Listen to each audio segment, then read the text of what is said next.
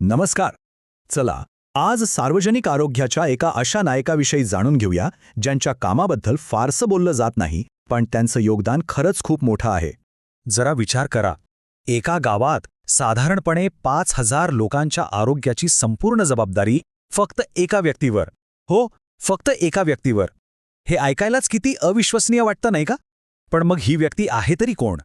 याचं उत्तर कुठल्या जाडजूड पुस्तकात नाहीये, तर ते लपले शासनाच्या या अवघ्या 4 पानी कागदपत्रांमध्ये. आणि याच कागदपत्रांच्या आधारे आपण या अज्ञात नायकाची भूमिका आता उलगडून पाहणार आहोत. आपण आधी या कर्मचाऱ्याची ओळख करून घेऊ. मग ते रोगराईशी कसा लढा देतात, गावाच्या आरोग्याचं रक्षण कसं करतात, माता आणि बालकांसाठी त्यांची भूमिका काय असते, आणि शेवटी ते या संपूर्ण व्यवस्थेचा कणा का आहेत हे समजून घेऊ. तर सुरुवात करूया. आपण बोलतोय बहुउद्देशीय आरोग्य कर्मचाऱ्यांबद्दल, म्हणजेच MPW. हेच ते लोक आहेत जे ग्रामीण आणि दुर्गम भागात आरोग्य सेवेची अगदी पहिली फळी सांभाळतात. हा आकडा त्यांच्या कामाची व्याप्ती दाखवतो. म्हणजे बघा, सर्वसाधारण भागात एका कर्मचाऱ्याकडे तब्बल 5,000 लोकांची जबाबदारी असते आणि आदिवासी किंवा डोंगराळ भागात 3,000 लोकांची. कामाचा आवाका किती प्रचंड असेल याचा विचार करा. हे फक्त सरकारी कर्मचारी नाहीत, तर गावासाठी ते पहिले डॉक्टर आहेत, एक विश्वासू मित्र आहेत आणि लोकांना सरकारी आरोग्य यंत्रणेशी जोडणारा सगळ्यात महत्त्वाचा पूल आहेत. आता पाहूया, हे आरोग्य कर्मचारी एखाद्या निष्णात गुप्तहेराप्रमाणे आजारांचा माग कसा काढतात आणि त्यांना गावात पसरण्यापासून कसं थांबवतात. आता यांची कार्यपद्धती बघा. ती दिसायला खूप सोपी आहे, पण तितकीच प्रभावी.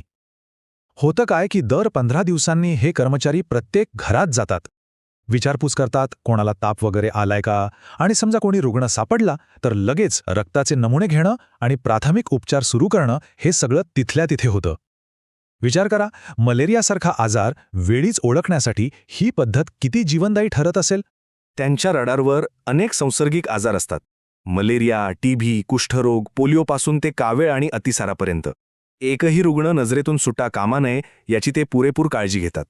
अर्थात आजार झाल्यावर उपचार करण्यापेक्षा तो होऊच नये यासाठी प्रयत्न करणं जास्त महत्त्वाचं, बरोबर. आणि इथेच या आरोग्य कर्मचाऱ्याची दुसरी मोठी जबाबदारी समोर येते. यांना गावाचे खरेखुरे आरोग्यरक्षकच म्हणायला हवं. पिण्याच्या पाण्याची शुद्धता तपासण्यापासून ते सार्वजनिक स्वच्छतेची खात्री करण्यापर्यंत आणि कचरा व्यवस्थापनाचे धडे देण्यापासून ते शौचालयाच्या वापरासाठी आग्रह धरण्यापर्यंत ते प्रत्येक आघाडीवर लढत असतात. त्यांच्या कामाचं स्वरूप फक्त सल्ला देण्यापुरतं मर्यादित नाही, तर लोकांना स्वच्छ पाणी आणि सुरक्षित शौचालय मिळवण्यासाठी सक्रियपणे मदत करणं हे त्यांच्या मूळ जबाबदारीचाच एक भाग आहे. त्यांचं काम फक्त संसर्गजन्य रोगांपुरतं मर्यादित नाही.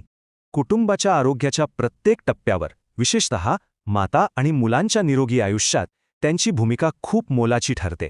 म्हणजे एखाद्या गर्भवती महिलेमधील धोके वेळीच ओळखण्यापासून ते बाळाच्या जन्मानंतर लसीकरण पूर्ण होईपर्यंत ते त्या कुटुंबासोबत खंबीरपणे उभे राहतात. ते फक्त उपचार देत नाहीत, तर पोषण आणि आरोग्याविषयी योग्य माहिती देऊन संपूर्ण कुटुंबाला सक्षम बनवतात. त्यांच्या कामाचे हे 4 मुख्य आधारस्तंभ आहेत: लसीकरण, पोषण, कुटुंब नियोजन आणि आरोग्य शिक्षण. आणि याच पायावर एका निरोगी पिढीची इमारत उभी राहते. आता आपण त्यांच्या कामाच्या अशा पैलूकडे वळूया जो सहसा कोणाच्या नजरेस पडत नाही, पण या कामाशिवाय सार्वजनिक आरोग्याची संपूर्ण यंत्रणाच ठप्प होऊ शकते.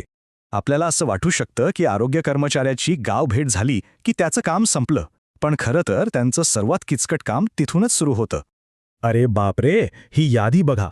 जन्म, मृत्यूच्या नोंदी, लसीकरणाचा पूर्ण हिशोब, कुठले आजार आढळले त्याचे रिपोर्ट, औषधांचा साठा किती शिल्लक आहे, या सगळ्याची अगदी काटेकोरपणे त्यांना नोंद ठेवावी लागते.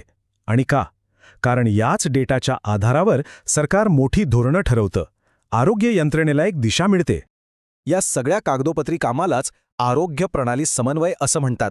सोप्या भाषेत सांगायचं तर त्यांच्या या नोंदींमुळेच वरिष्ठ अधिकाऱ्यांना जमिनीवरची खरी परिस्थिती कळते आणि त्यानुसारच योग्य योजना आखता येतात. ते भरत असलेला प्रत्येक फॉर्म, प्रत्येक रिपोर्ट हा जणू सार्वजनिक आरोग्याच्या एका मोठ्या पझलचा एक तुकडा असतो. आणि ते हे सगळे तुकडे जोडण्याचं महत्त्वाचं काम करतात. थोडक्यात काय, तर एकच व्यक्ती 3 वेगवेगळ्या भूमिकांमध्ये वावरत असते.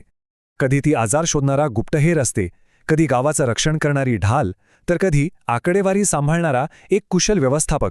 एका बाजूला रक्ताचे नमुने गोळा करण्यासारखं शास्त्रीय काम, तर दुसऱ्या बाजूला जन्ममृत्यूच्या नोंदी ठेवण्यासारखं प्रशासकीय काम. त्यांच्या कामाची व्याप्ती खरंच अफाट आहे. आपण सुरुवातीला पाहिलेली ती सरकारी कागदपत्र म्हणजे केवळ कामांची यादी नाहीये, तर तो एका निरोगी समाजाचा आराखडा आहे, एक ब्लूप्रिंट आहे. आणि हा आराखडा जमिनीवर प्रत्यक्षात उतरवण्याची प्रचंड मोठी जबाबदारी या आरोग्य कर्मचाऱ्यांच्या खांद्यावर आहे.